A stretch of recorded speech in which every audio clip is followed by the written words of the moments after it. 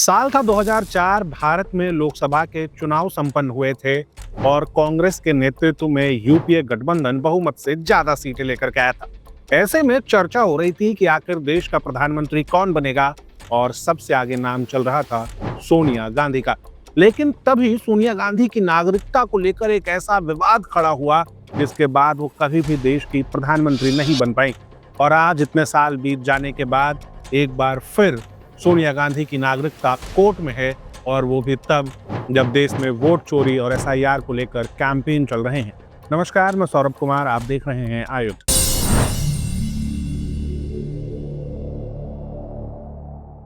दरअसल सोनिया गांधी की नागरिकता का मुद्दा कोई नया मुद्दा नहीं है।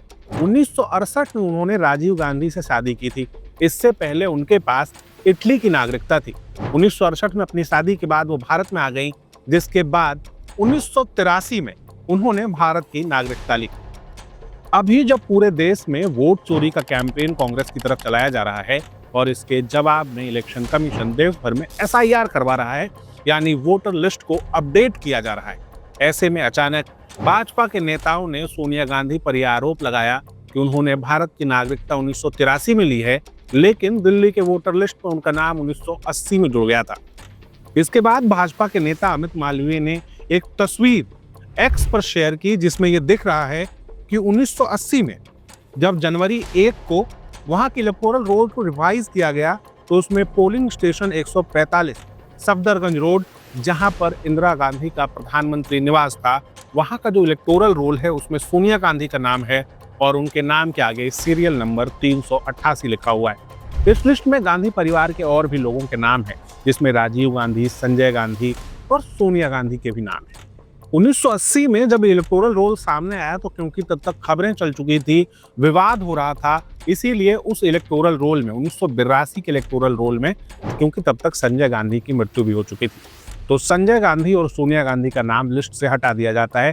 उसके बाद जब 1 जनवरी 1983 को नई इलेक्टोरल रील आती है तो उसमें फिर से सोनिया गांधी का नाम लिखा था।